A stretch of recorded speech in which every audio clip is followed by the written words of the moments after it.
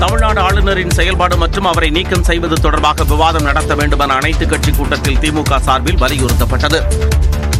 Budget கூட்டத்தொடருக்கு முன்பாக அனைத்துக் கட்சி கூட்டம் டெல்லியில் நடைபெற்றது. இதில் பங்கேற்ற பிறகு மக்களவை திமுக குழு தலைவர் டி.ஆர். பாலு மற்றும் மாநிலங்களவை குழு தலைவர் திருச்சி சிவா ஆகியோர் செய்தியாளர்களை சந்தித்தனர். சாதிவாரி கணக்கெடுப்பு தொடர்பாக விவாதம் செய்ய வேண்டும் என வலியுறுத்தியுள்ளதாக அவர்கள் தெரிவித்தனர்.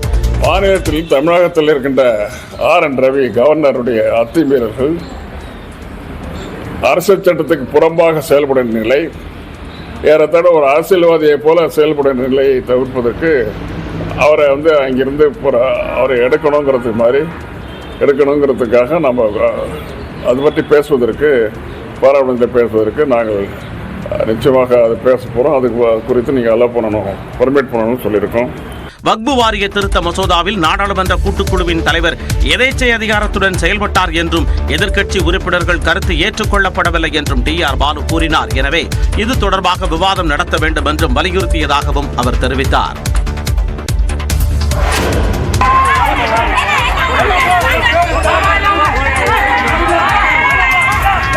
வெளியூர் மக்களுக்கு வேங்கை வயல் தடை செய்யப்பட்ட பகுதியாக மாறிவிட்டதாக குற்றஞ்சாட்டி காவலர் முரளி ராஜாவின் பாட்டியின் உடலை வைத்து உறவினர்கள் போராட்டம் நடத்திய காட்சிகளே இவை. வேங்கை வயல் வழக்கில் காவலர் முரளி ராஜா என்பவர் குற்றஞ்சாட்டப்பட்டுள்ள நிலையில் அவரது பாட்டி கருப்பாகி உடல்நலக் குறைவால் உயிரிழந்தார். இந்த சூழலில் அவரது இறப்பிற்கு வெளியூரில் இருந்து வேங்கை வயல் பகுதிக்கு வரும் நபர்களை காவல்துறையினர் அனுமதிக்கவில்லை என கூறப்படுகிறது. இதனால் ஆத்திரமடைந்த உறவினர்கள் வேங்கை வயல் மக்கள் பாட்டியின் சடலத்தை சாலையில் வைத்து எதிர்ப்பை பதிவு செய்தனர்.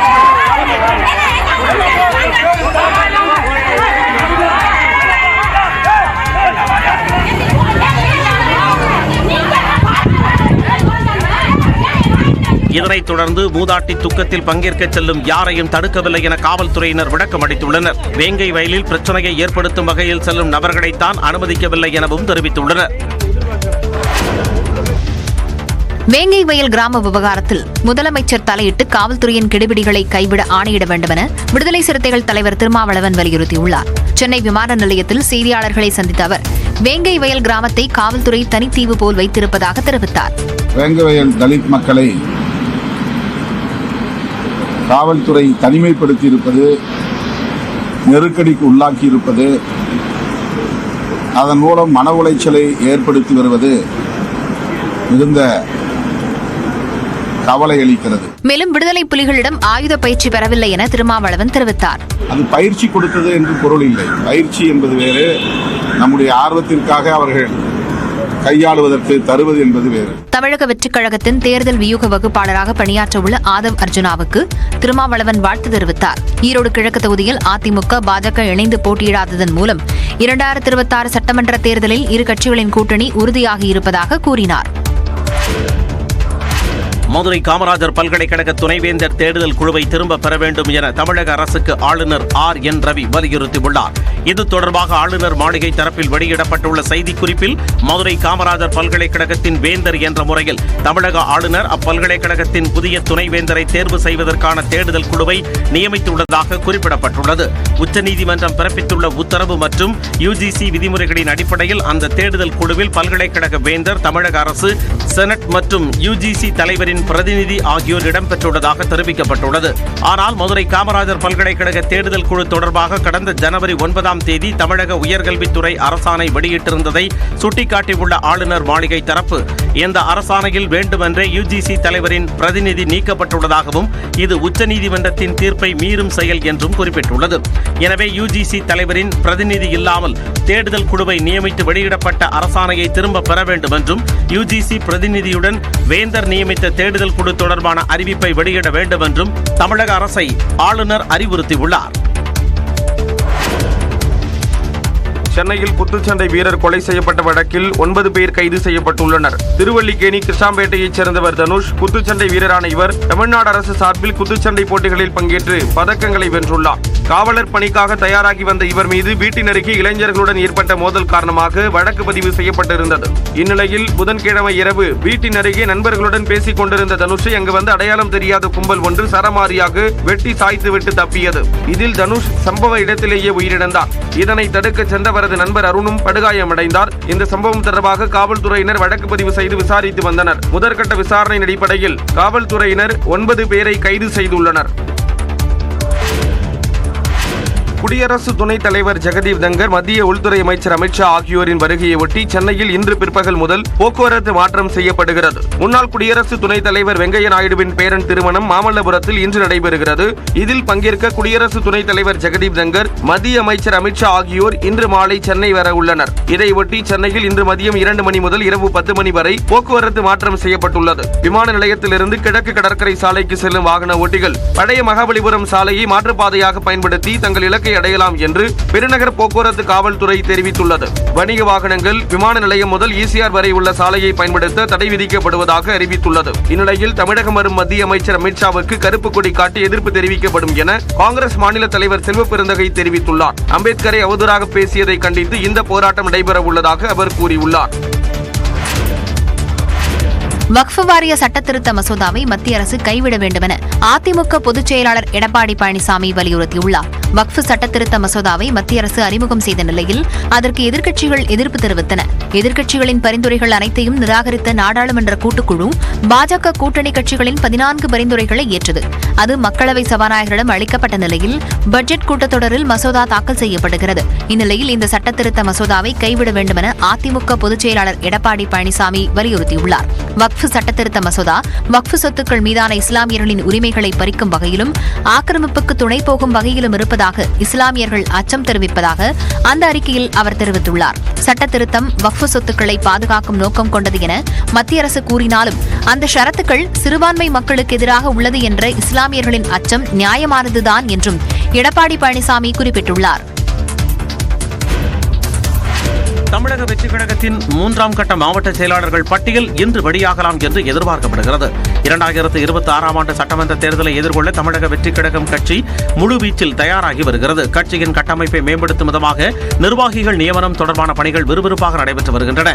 கட்சியின் நிர்வாக வசதிக்காக 120 கட்சி மாவட்டங்களாக பிரிக்கப்பட்டுள்ளது. ஒரு மாவட்டத்திற்கு மாவட்ட செயலாளர், இணைச் செயலாளர், பொருளாளர் என 15 பொறுப்பாளர்கள் நியமிக்கப்பட உள்ளனர். முதற்கட்டமாக 19 மாவட்ட செயலாளர்கள் கடந்த 24ஆம் தேதி நியமனம் செய்யப்பட்டனர். 2ஆம் கட்டமாக 19 மாவட்ட செயலாளர்கள் கொண்ட பெயர் பட்டியல் நேற்று முன்தினம் வெளியிடப்பட்டது. புதிதாக நியமிக்கப்பட்ட நிர்வாகிகளுக்கு நியமன ஆணையுடன் வெள்ளி நாணயத்தை வழங்கி விஜய் வாழ்த்தினார். இந்நிலையில் தமிழக வெற்றிக் கழகத்தின் 3ஆம் கட்ட மாவட்ட செயலாளர்கள் பட்டியலை அக்கட்சித் தலைவர் விஜய் இன்று வெளியிட உள்ளதாக கூறப்படுகிறது. அண்ணா பல்கலைக்கழக மாணவி பாலியல் வன்கொடுமை வழக்கில் கைதான ஞானசேகரன் கடந்த ஓராண்டாக யாரிடம் பேசினார் என்ற தகவல் தன்னிடம் உள்ளதாக பாஜக மாநில தலைவர் அண்ணாமலை கூறியுள்ளார். மதுரையில் செய்தியாளர்களை சந்தித்த தமிழ்நாடு பாஜக தலைவர் அண்ணாமலை டங்ஸ்டன் திட்டத்திற்கு மாநில அரசு ஒப்புதல் அளித்ததால் தான் மத்திய அரசு ஏலம் விட்டதாகவும், ஆனால் மாநில அரசு தொடர்ந்து மத்திய அரசை குறை கூறுவதாகவும் கூறினார். தொடர்ந்து பேசிய அவர் அண்ணா பல்கலைக்கழக விவகாரத்திற்கு பின் திமுக நிர்வாகியிடம் ஞானசேகரன் பேசியதாகவும் கூறினார். ஞானசேகரனுடைய கால் டீடைல் ரெக்கார்டு 1 வருஷம் கையில இருக்கு. யார்கிட்ட பேசினா, எத்தனை முறை பேசினா, 23ஆம் தேதி குற்றம் செய்த பிறகு யார்கிட்ட பேசினா, ஏன்னா 25ஆம் தேதி தான் எஃப்ஐஆர் போடுறோம். அதையெல்லாம் நான் ஒரு நாள் வெளியிடத்தான் போறேன். தொடர்ந்து பேசிய அண்ணாமலை அண்ணா பல்கலைக்கழகத்திற்கு செல்லாத தமிழ்நாடு முதலமைச்சர் அரிட்டாப்பட்டிக்கு சென்றது ஏன் என்றும் கேள்வி எழுப்பினார். ஒரே நாடு ஒரே தேர்தல் முறையை முன்னாள் முதலமைச்சர் கருணாநிதி ஆதரித்ததாக ஈரோடு கிழக்கு தொகுதி இடைத்தேர்தல் பிரச்சாரத்தில் நாம் தமிழர் கட்சியின் ஒருங்கிணைப்பாளர் சீமான் பேசியுள்ளார். நாம் தமிழர் கட்சி வேட்பாளர் சீதாலட்சுமியை ஆதரித்து அக்ரஹாரம் பகுதியில் நடைபெற்ற பொதுக்கூட்டத்தில் பேசிய சீமான் தமிழ்நாட்டில் நல்ல ஆட்சி அமைக்க 14 ஆண்டுகள் போராடி வருவதாகவும், தற்போது இருக்கும் ஆட்சியாளர்கள் மக்களை எப்படியாவது ஏமாற்ற வேண்டும் என நினைப்பதாக கூறினார். மேலும் அண்ணா பல்கலைக்கழக மாணவிக்காக போராட அனுமதி அளிக்காத அரசு தனது வீட்டை முற்றுகையிட 15 நாட்களுக்கு முன் அனுமதி அளித்தது ஏன் என்றும் கேள்வி எழுப்பினார். இந்த ஒரே நாடு ஒரே தேர்தலை தமிழகத்தில் முதலாக ஆதரித்து பேசிய பெருந்தகை திராவிட முன்னேற்ற கழகத்தினுடைய முன்னாள் தலைவர், இந்நாள் தலைவருடைய தந்தையார் ஐயா கருணாநிதி அவர்கள். தொடர்ந்து பேசிய அவர் RSSின் தென் மாநில கிளை பெரியார் தலைமையில் உருவானதாகவும், சிறையிலிருந்து மன்னிப்பு கடிதம் எழுதி வெளியே வந்த கோடை சாவர்கரை வீர சாவர்கர் என பாஜகவினர் அழைப்பதாக விமர்சித்தார். வேலூரில் பீகாரைச் சேர்ந்த பெண் மருத்துவர் கூட்டு பாலியல் வன்கொடுமை செய்யப்பட்ட வழக்கில் குற்றவாளிகள் 4 பேருக்கு 20 ஆண்டுகள் சிறை தண்டனை விதித்து தீர்ப்பு வழங்கப்பட்டுள்ளது. வேலூர் காட்பாடியில் கடந்த 2022ஆம் ஆண்டு மார்ச் மாதம் ஆட்டோவில் ஆண் நண்பருடன் சென்ற பீகாரைச் சேர்ந்த பெண் மருத்துவர் கடத்தி கூட்டு பாலியல் வன்கொடுமை செய்யப்பட்டார். இந்த வழக்கில் சத்துவாச்சாரி பகுதியைச் சேர்ந்த பார்த்திபன், பரத், மணிகண்டன், சந்தோஷ்குமார் மற்றும் இளம் சிறார் ஒருவர் என 5 பேர் கைது செய்யப்பட்டனர். இவர்களில் இளம் சிறார் ஒருவரை தவிர்த்து மற்ற 4 பேரும் குண்டர் சட்டத்தின் கீழ் அடைக்கப்பட்டனர். இந்த வழக்கு வேலூர் மகளிர் நீதிமன்றத்தில் நடந்து வந்த நிலையில் தீர்ப்பு வழங்கப்பட்டது. அதில் குற்றவாளிகள் பார்த்திபன், பரத், மணிகண்டன், சந்தோஷ்குமார் ஆகிய 4 பேருக்கு 20 ஆண்டுகள் சிறை தண்டனை விதிக்கப்பட்டது. முன்னதாக நீதிமன்றத்திற்கு அழைத்து வந்தபோது வீடியோ எடுத்துக் கொண்டிருந்த செய்தியாளர்களை குற்றவாளிகளில் 2 பேர் தாக்க முயற்சித்த சம்பவம் அதிர்ச்சியை ஏற்படுத்தியுள்ளது.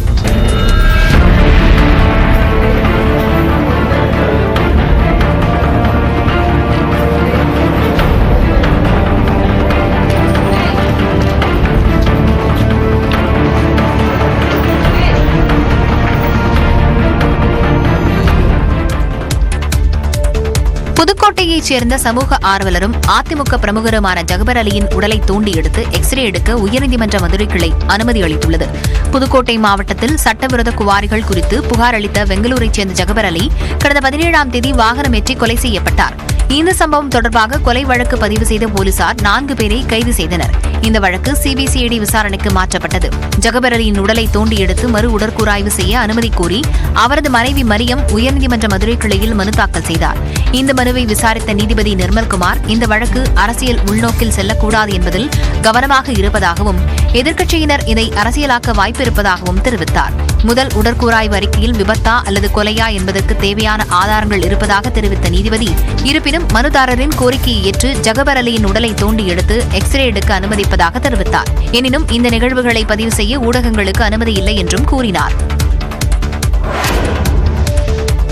விழுப்புரத்தில் கட்டுக்கட்டாக 1,60,00,000 ரூபாய் மதிப்புள்ள ஹவாலா பணத்தை காவல்துறையினர் பறிமுதல் செய்துள்ளனர். விழுப்புரம் புதிய பேருந்து நிலையத்தில் உள்ள புறக்காவல் நிலையம் வழியாக சந்தேகத்திற்குரிய வகையில் சென்று கொண்டிருந்த 4 பேரை பிடித்து காவல்துறையினர் விசாரணை நடத்தினர். அப்போது அவர்களது உடைமைகளையும் காவலர்கள் சோதனை செய்ததில் 1,60,00,000 ரூபாய் மதிப்புள்ள ஹவாலா பணம் கைப்பற்றப்பட்டது. இது தொடர்பாக திருச்சி மாவட்டம் வரகநேரியைச் சேர்ந்த முகமது ரியாஸ், அபுபக்கர் சித்திக் உள்ளிட்ட 4 பேரை பிடித்து காவல்துறையினர் விசாரணை மேற்கொண்டு வருகின்றனர். பறிமுதல் செய்யப்பட்ட ஹவாலா பணம் யாருக்கு சொந்தமானது என்பது போன்ற விவரங்களை சேகரித்து வருகின்றனர்.